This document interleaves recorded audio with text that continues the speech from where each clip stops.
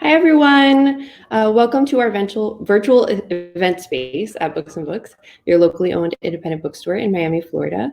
Tonight, we're super excited to present a new to us local author. These relationships are the lifeblood of indie bookstores, and we're so excited to be able to kick things off with a launch event today for Dana Swift and her new novel, CAST in FIRELIGHT. Dana Swift started making up fantasy worlds when she was 11 years old and hasn't stopped since. She graduated from the University of Texas at Austin, where she earned degrees in English and advertising. And while in college, Dana competed as a saber fencer and learned a thing or two about fighting, pairing, and how it feels to fall in love with your sparring partner. She currently lives with said husband in Miami, Florida. Cast in Firelight is her debut novel. And our conversant tonight is KayLynn Flanders. KayLynn Flanders has a degree in English language and editing. She has been a freelance editor and book designer for over 12 years. Her debut novel, Shielded, was published by Delacorte Press. KayLynn and her family live in Utah between some mountains and a lake, and she is directionally challenged without them. She loves reading, writing, traveling, and volleyball, and thinks there's nothing better than a spur-of-the-moment road trip. So a couple of things before I hand over your screen to Dana and KayLynn. There are some buttons on your screen. The most important is directly below me, the big green one. This is going to be where you can pick up copies of Cast in Firelight. Dana already signed a ton of books, so maybe we have yours already, like getting ready to ship. But we're still able to offer signed and personalized copies through Thursday. So if you want to pick one up tonight, please do. And we also have Shielded on hand if you're interested. So that's the most important button of the night right below me. The other buttons on your screen are Ask a Question. It's going to be on the right-hand side, and this is what we'll use for the Q&A portion. So if you want us to see our question, please go ahead and drop it there. And then directly next to it, to the right of it, is a donate button if you're willing or able to help us keep things going at Books and Books.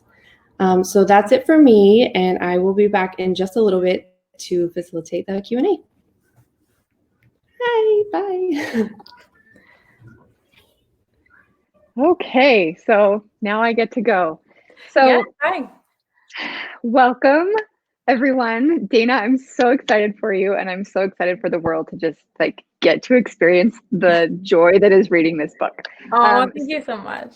Yeah, so Dana, tell us a little bit about what the book is about, like what you love about it, what you were trying to do. Yeah, give the pitch, right? I guess you could say. Okay, so I will tell you this is not exactly how I pitched my agent. Of course, it's been streamlined a little bit, but it is about two teens that were arranged to be married, and they don't like each other very much. There's a very bad first meeting in the prologue of the book, and you'll find out soon if you read it. And when they meet years later, they mistakenly think they're someone else. And when Adra discovers her magic's being stolen, they team up as vigilantes, all along not knowing who the other is and who they are falling for. It's so good. You did the hidden identities trope like just right. It's so much fun. Okay, so it's been a journey for you to get here, I would imagine. As a published author, tell us a little bit about your journey.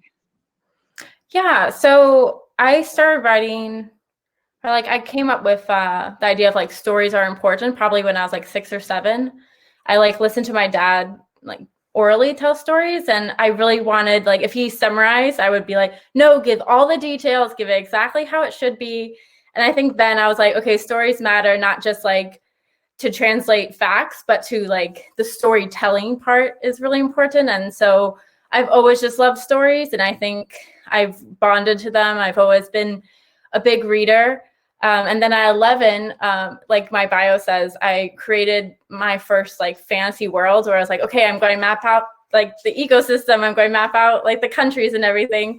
And I started writing that book when I was 14 and finished it in high school and then queried it in college. And that was my first try at publishing. And Cast in Firelight is actually my second fully finished novel.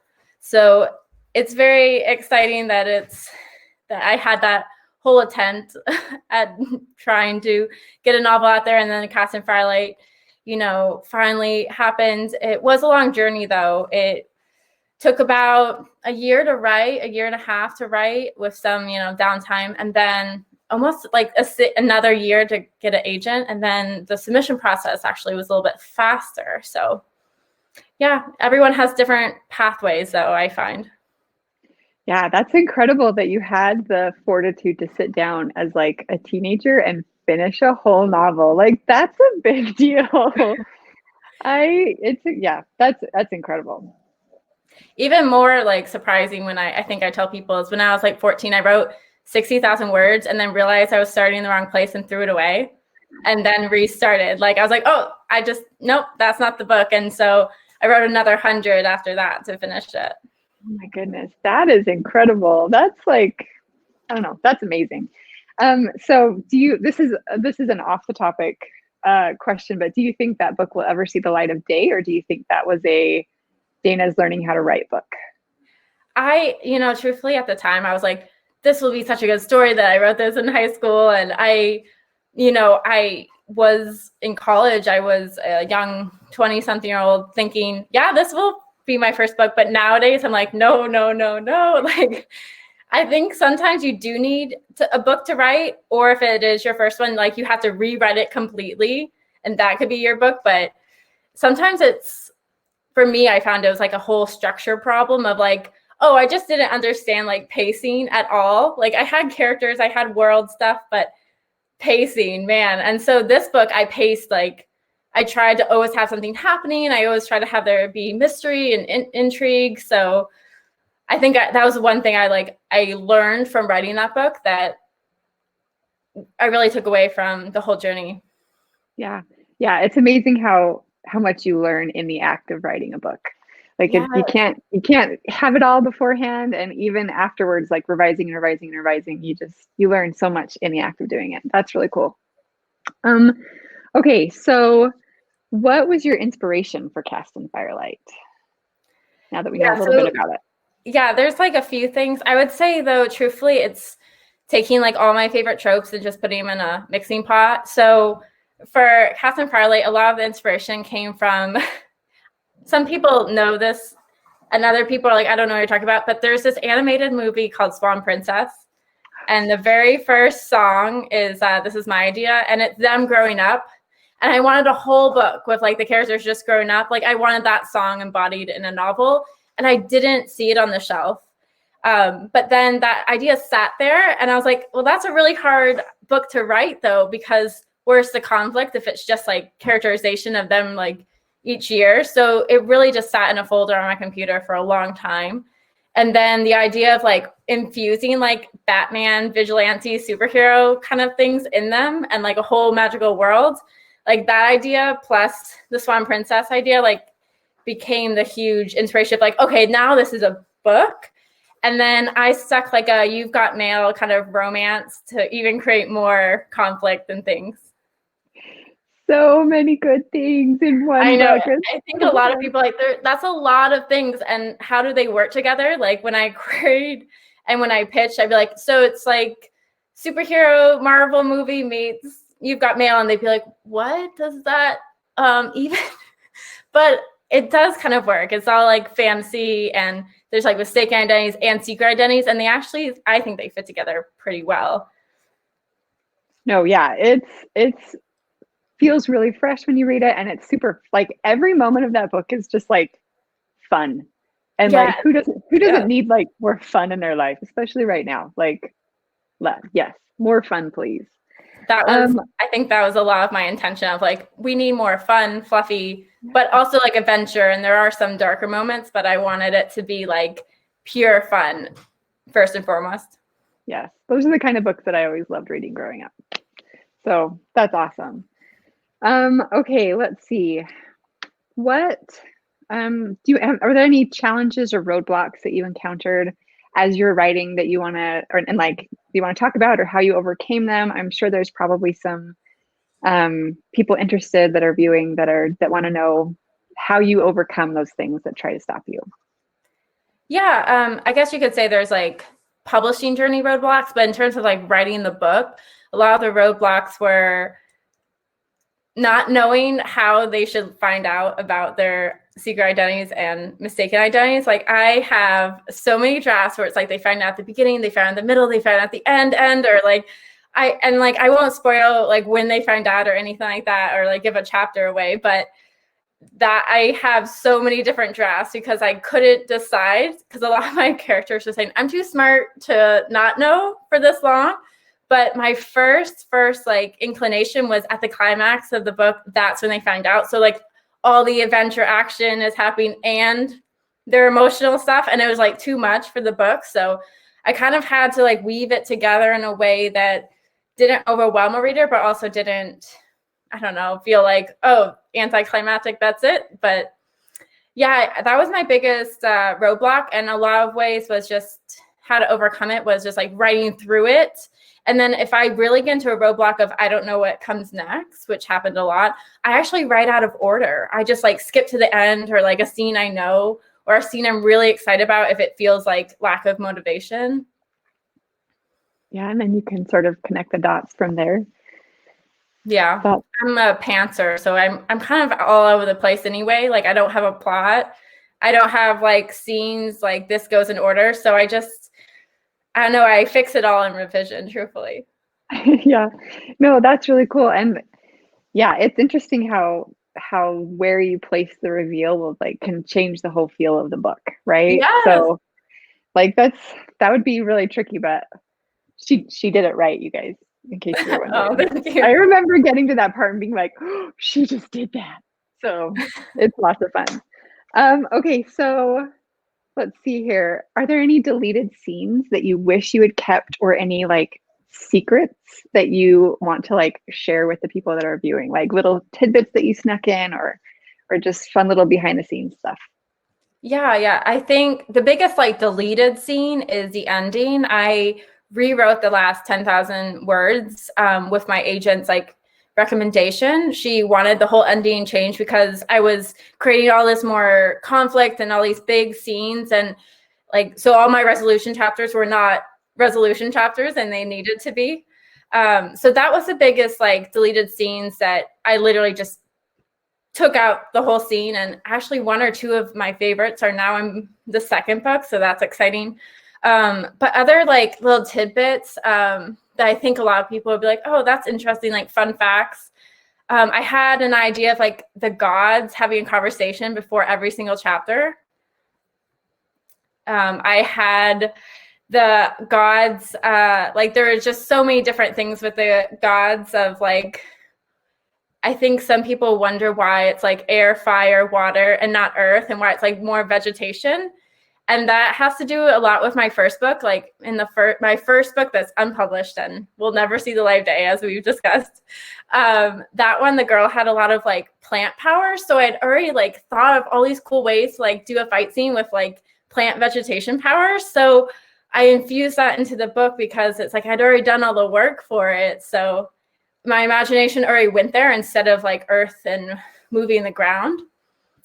What else? Like other things were just, I think one of my first ideas was they were both going to be vigilantes of their separate countries. And like their rivalry was going to be like bigger stakes. Like I stopped an avalanche, I stopped, a mudslide, I stopped.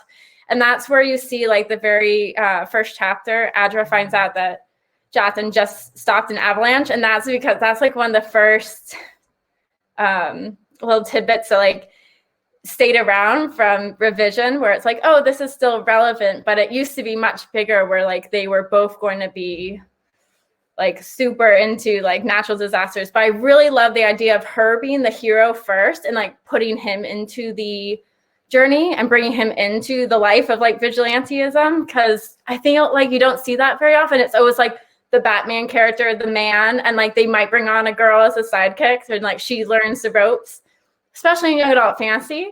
And so I wanted it to be the opposite, so it felt a little bit more new and that she was more empowered, and it was more her choice and confidence that brought her to do that, instead of, oh, I'll just join the guy because he's handsome or something. Yes, no, I totally get that. That's so cool. So do you think Do you think you would ever like write a short story, like an alternate POV, or like a little short to share with people? Because that sounds like fun, like rival vigilantes like doing their Yeah, thing. I mean, I guess like someone could just take that idea from me, or I guess that could be a new book. Like I guess I could do a whole new series if people were like, I want that instead. This book isn't as what I thought it had. There's always more to write, right? Yeah, there's always another like good idea. Yeah, that's awesome. Okay, so if you were to put yourself into Cast in Firelight, what kind of character would you be? Ooh, so I definitely would want to be like, I definitely would want to have magic in this world. Just because the magic to me is like so cool. And I feel like a lot of people also really enjoy just being like a magic person, a witch or a wizard.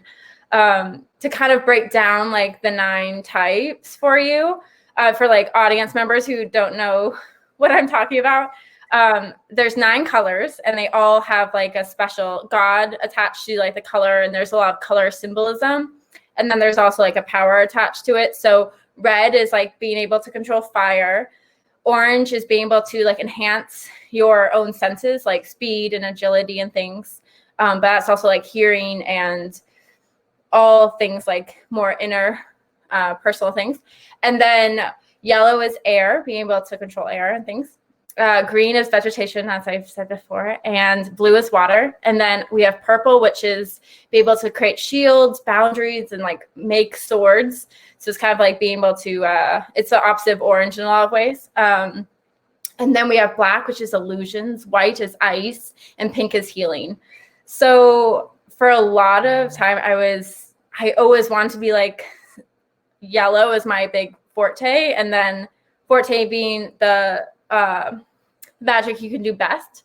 And I always was like, oh, I see myself as like a witch that's like flying and like delivering potions to people. But I don't know, in the last year with COVID, I've been leaning more towards pink, like being like in a clinic helping people and like wanting to, I don't know, it'd be so like, it's so nice to think that you could just like make a potion and like heal people so easily compared to, I mean, people have been amazing with the vaccine, but you know what I mean? Like when there's magic involved, it feels like a broken leg. And my story is like nothing versus in real life, that's a big deal. So, yeah. Yeah, it's funny how your perspective can change, like from the beginning of a story to the end of the story, and like just with all the different things that can happen. Yeah. And also like when you read a book, like not just age, but just like season or what's happening in the world, like that can kind of color what your expectations are or what you think about a book. It's really interesting actually how much like so much of the story is in like the reader's minds now, and like I can't control anything. Not that I'm trying to, but yeah, it's an interesting process of taking something that lived in your head for so long and then just giving it away. And having like it's not yours anymore. It's everyone's, and it's kind of a wild feeling. Okay, so let's see here. Can you tell us about your world building process? You've told us a little bit about your magic. And by the way, I think that I would be orange. Oh, okay. I think that would totally appeal to me. Like you love it? Yeah, I would totally do it. I've been an athlete for a long time, and I don't know, like, and now I'm kind of getting old and my body like doesn't work as well as it used to. And so like being able to not have that would be like fantastic. So I think I would be orange. Yeah. A lot of why I like created orange was to combat like a lot of the world building and magic system came from like, oh, well, in this scene, like truthfully, she wouldn't be as strong as this male fighter or this other person but with magic, she's stronger in magic. So she can just enhance her strength. And yeah, like it makes complete sense. So a lot of going off of what you said and the question of the magic system, a lot of it came from like story elements like that. Like I created the 9 types, some of just like, I wanted elemental magic because I love elemental magic. But then I wanted the other types. A lot of them were, oh, this would just be really cool visuals. Or, oh, this helps them get out of this spot. So like, let me create this new dynamic. But some of them were like, there's a total reason. And like the orange was to make it so that there isn't a big like female versus male disparity of well, can a female really do that? I mean, I was a fencer, and there's like a reason why some of the males, like, they're just faster than me. They're just stronger in a lot of ways. So it was hard to fight. In a lot of tournaments, it is women versus women and men versus men for that very reason. So yeah, I wanted this so that like gender didn't play a role in that. And I thought that was a really interesting like society kind of thing, that it wouldn't be about gender. It would be just about how good are you at all the types of magic. Right. Sort of the great equalizer. Yes. And then talent that anyone can learn. Yeah. Yeah, that's a great equalizer. And then just like, oh, how would that change society? And I love like tweaking society just a little bit, or like infusing it with magic, and then kind of thinking about how that would change dynamics, how that would change cultural. And so, yeah, like one of the cultural things is like they press their arms together instead of like shaking hands, as they kind of like showing off like their arms and how powerful they are, because they have markings up their arms to show how powerful. So like if you can do one type of magic, it might be up to your wrist, and then like more and more it goes all the way up to your shoulder. So that's one of those things that it's like a visual indicator too. Yes, that was a really cool part, I thought. And just how it all sort of connects together and works together. And it just felt like there was a lot of balance in the magic system and in the world that you created. So it was really fun to read. Thank you. Oh, can I add one more thing? Please.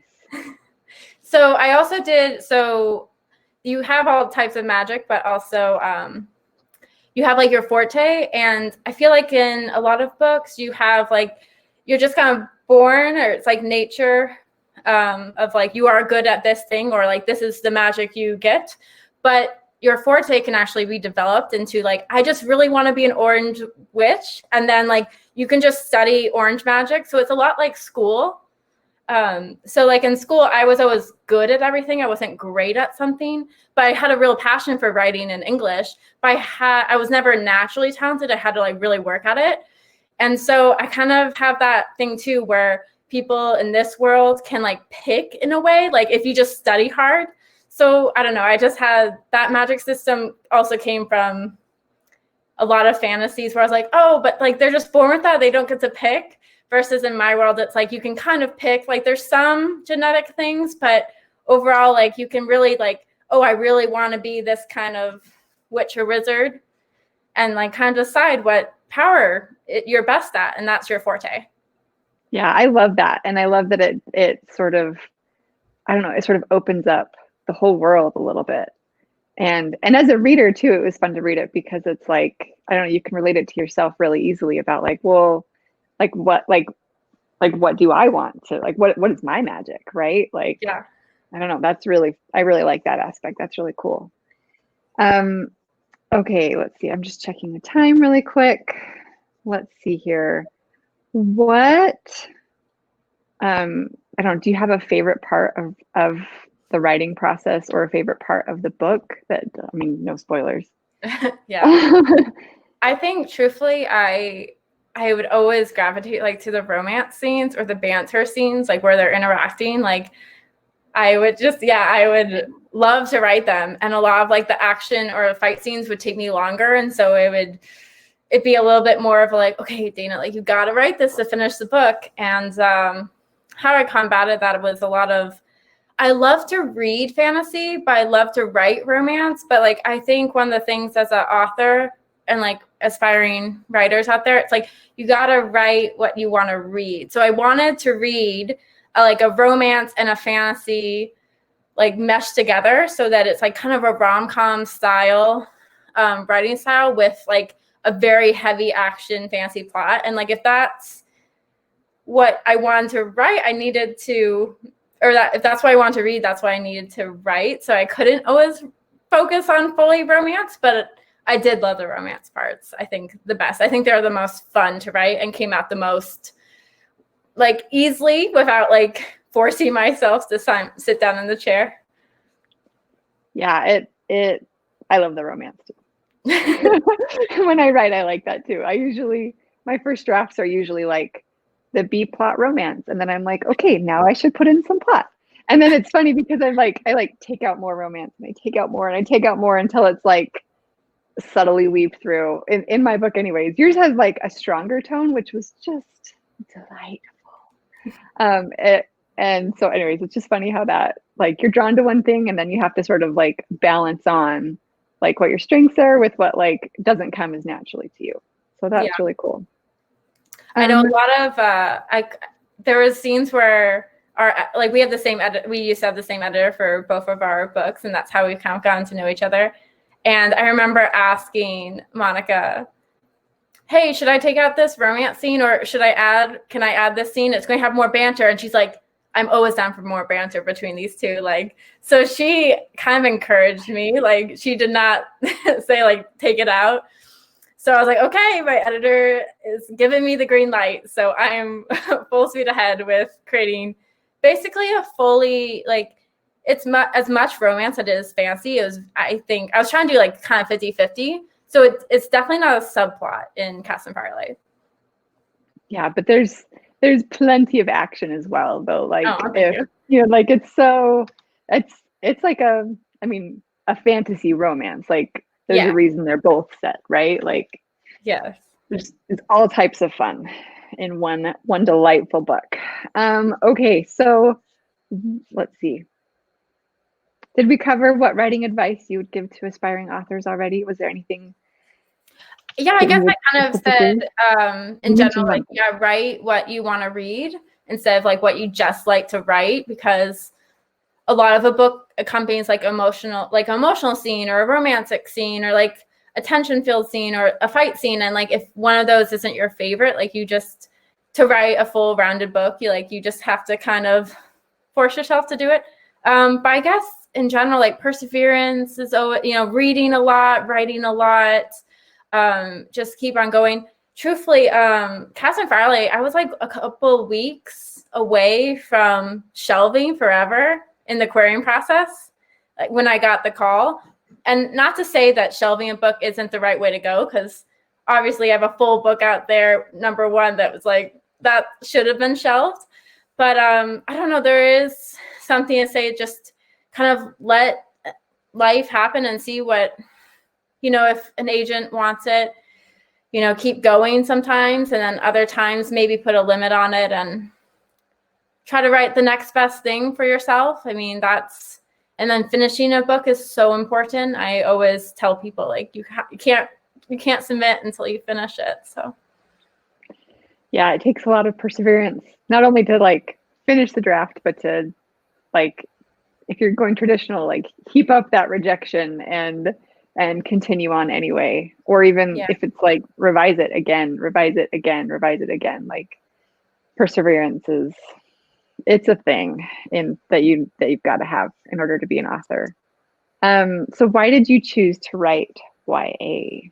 There's a lot of different categories out there to write. So what do you love about YA? Why did you choose that one? Yeah, I've been thinking about this question a lot, actually. And my normal answer is, I just love how YA like focuses on identity more than like other age categories. Like, I love the idea of like thinking about your identity and like embracing your own true self and all that. Like, I love the themes of YA, but I also love that YA mixes genres a lot more than like even adult does. Like, I don't know how many I see that's like, oh, this is full rom-com meets action fantasy. And like, but in YA, you can just do that kind of stuff. Like, oh yes, it has a mystery and it also has a romance. And like, there's just a lot of combinations of genres. And I just love that. I also love how fast paced it is.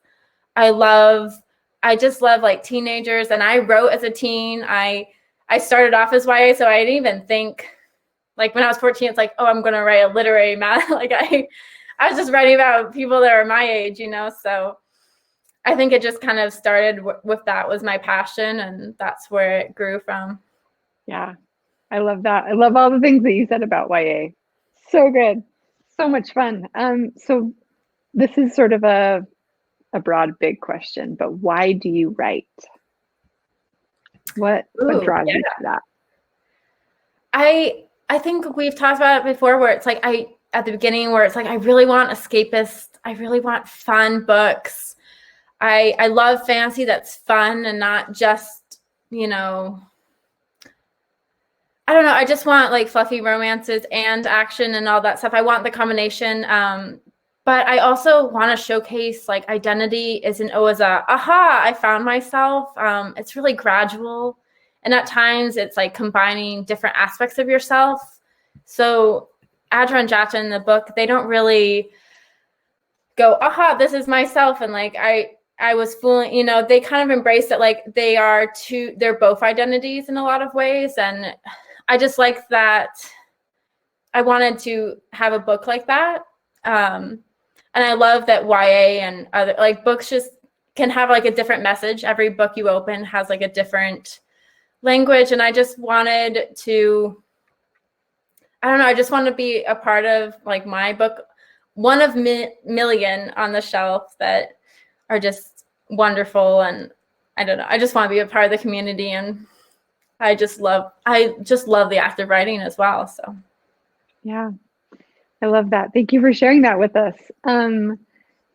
It's amazing how big a story can get, something that starts so small in your head and it's just this idea, and then you combine it with another idea, and then you sort of like push them off into their own little world, and then it grows and grows and grows, and then you share it with everyone else. And it, like, when you're talking about like the fun escape, like, just there were so many times when I was growing up that I just needed a break, and like books gave that to me, and it changed my mood, it changed my outlook, it changed like how I was feeling. And so to be able to like get to do that for other people is like, I don't know, that's awesome.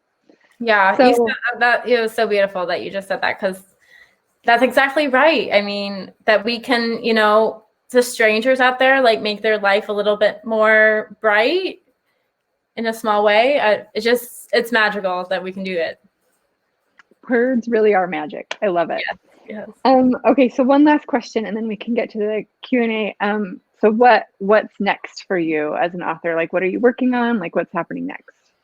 So I am in middle of my line edits for book 2, which is pretty exciting because that's like one of the last big stages. It's that and then copy edits. So that should be coming out around next year, which is, I don't know, it's so crazy how you go from like just querying and it's like nothing and silence to like, okay, next book. And it's kind of a whirlwind, but yeah, I'm working on the sequel right now. That's what I'm working on. That's awesome. We're all very excited to hear about it. And I'm excited for everyone to get to read and experience this like delightful book. Everyone's gonna have a lot of fun with it. And thanks for letting me be part of your launch day, Dana. It's been really fun. And I am going to turn it back over to Books and Books for the Q&A. Thanks, Dana. Thank you, Kaelynn. Hey. All right, so we have some questions here.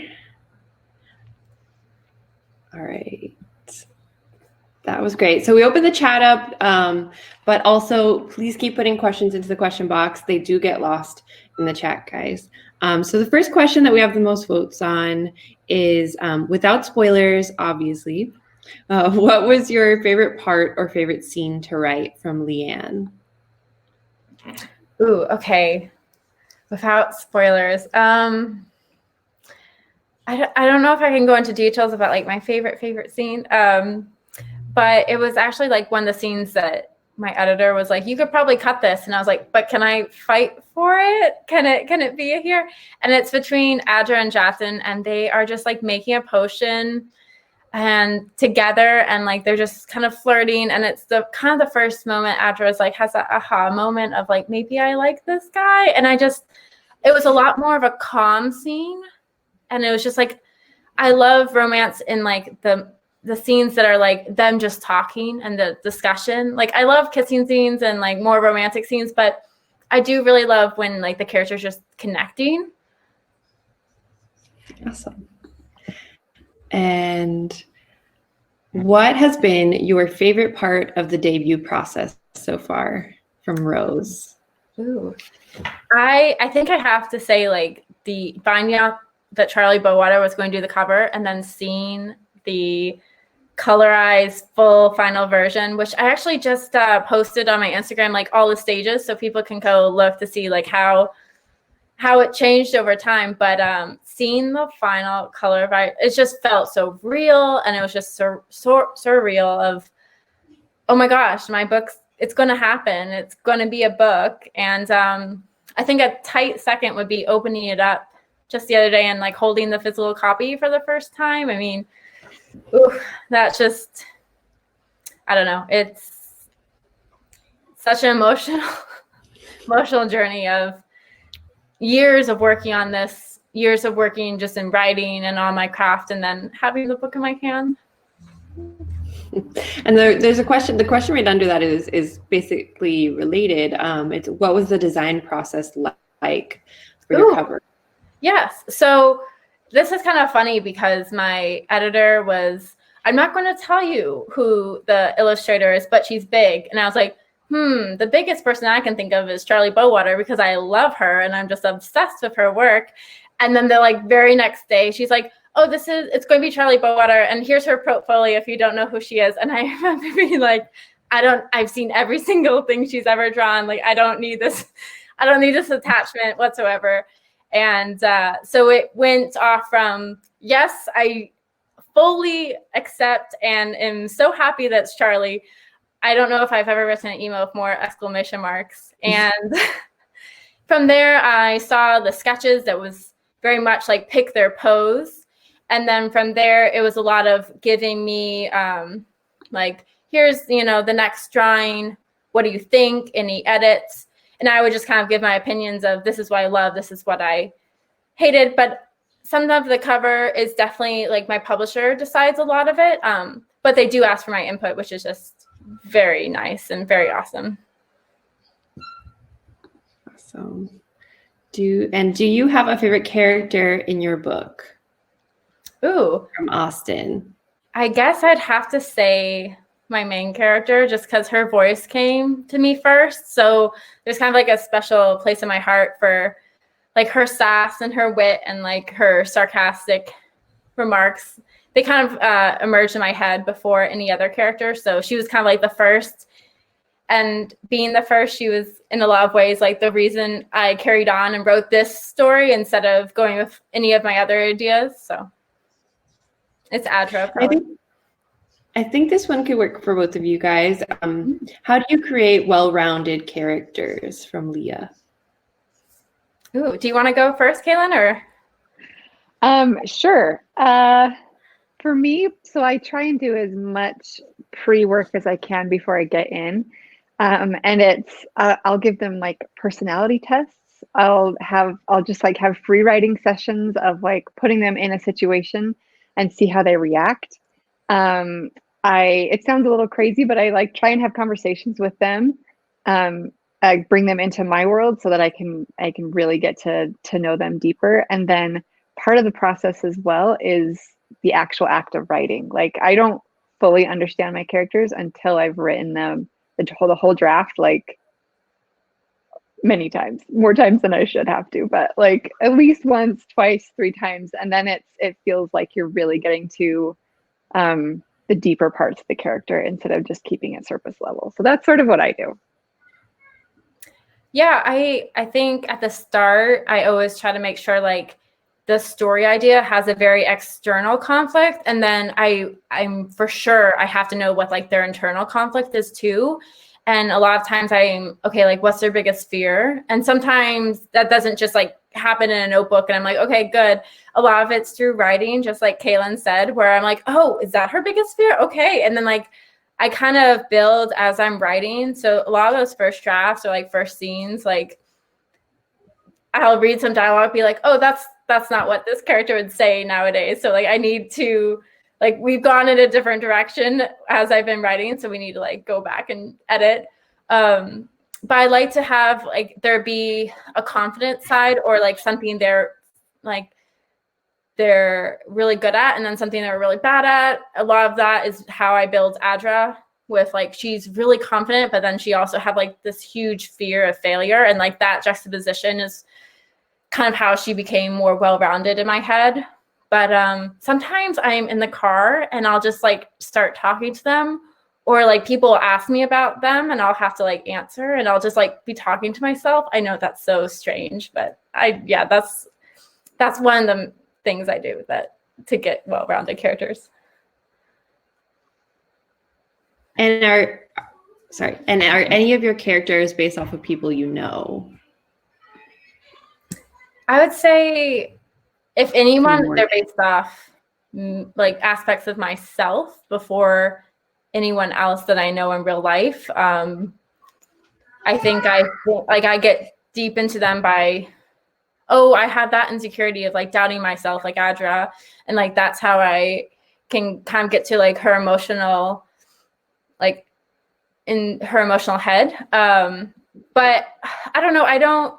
I might use people like mannerisms, but I definitely don't use like their big like flaws, or definitely not like their physical descriptions as much or anything, but maybe some like mannerisms or just like little details from people, but it's definitely not like, oh, I'm writing this person in this book because I just like them or I love them or anything. So this question is fun. I think you guys could also both answer. It is from Lindahl, and it's, if you could send your book to anyone, a famous person or another author, who would it be? Ooh. Ooh.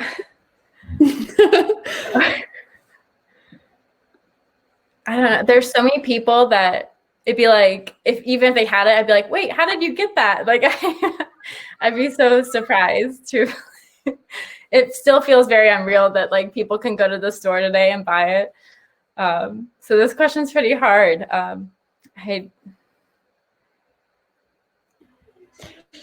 Any favorite authors, maybe? I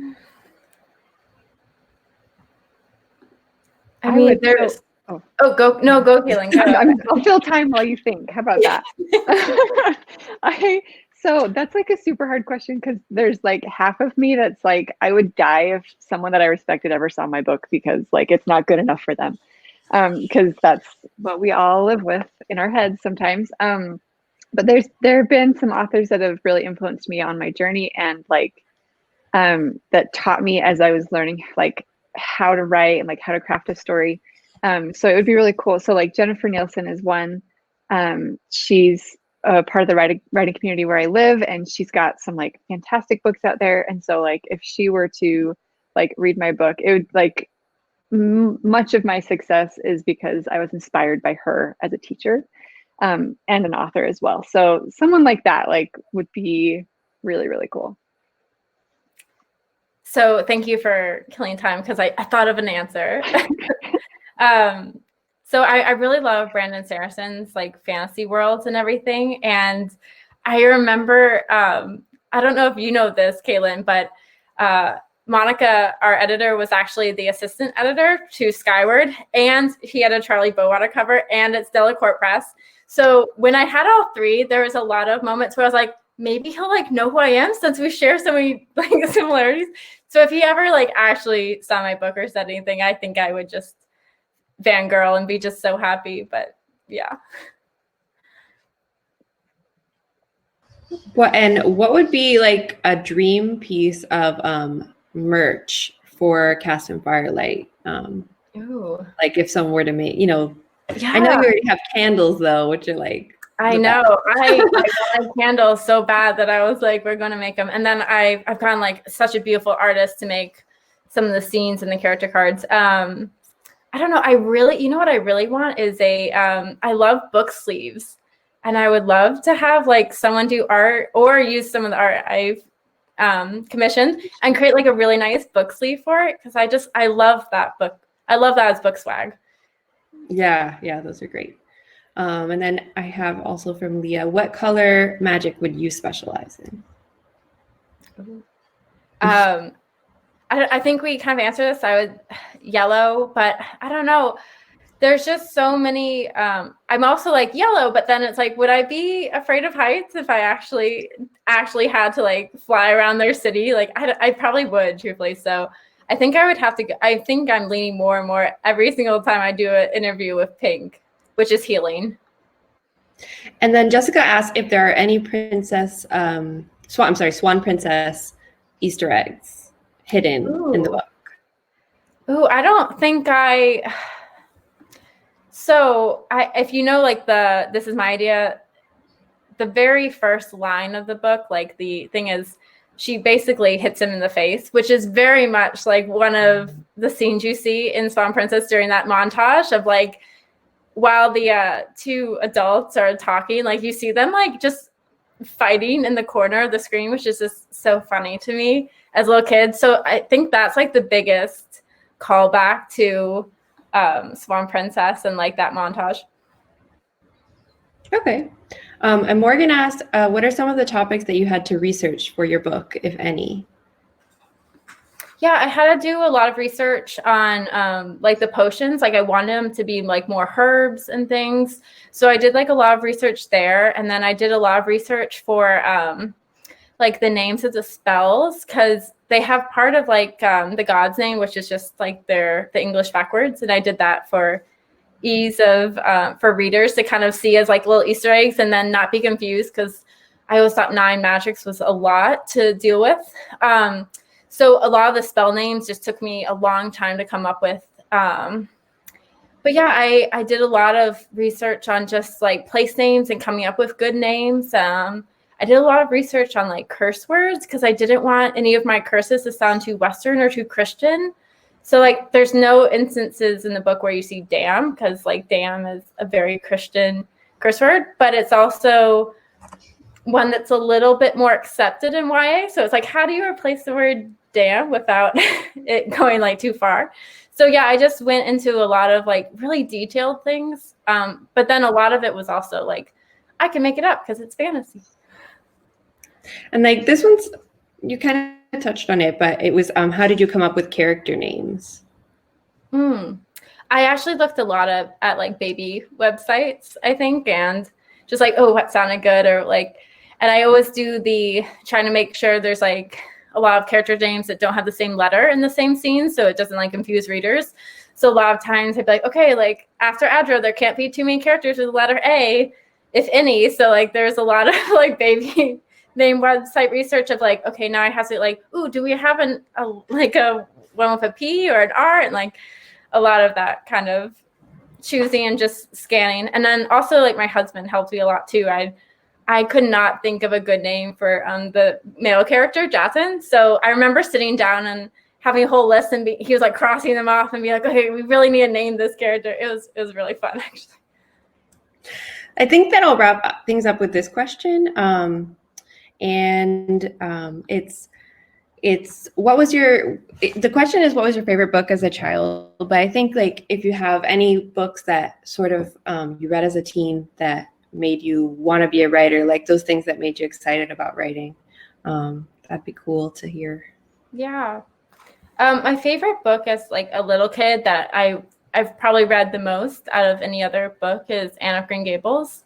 And it actually did really make me want to be a writer, because she has such a really good imagination and she's praised for it. And so I always had like this huge imagination, and I just loved her character and how she just saw the world in a different way. And she actually ends up being a writer. So I feel like she was just kind of an inspiring piece of my childhood of why I became a writer as well.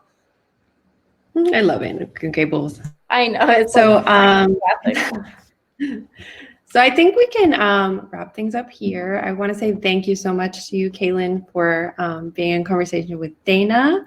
And of course, thank you to Dana for partnering with us on this event and signing books with us. And remind everyone that at the green button down here, whether you're watching now or later, we'll be able to offer signed copies probably for a while, like a few weeks, maybe even ongoing if Dana's willing to stop by, and personalized copies. If you could get those in the next 2 days, that would be excellent.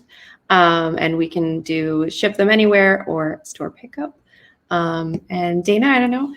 I hope you had a great debut day. I hope it was as wonderful and exciting as things can get right now with all of the restrictions on us.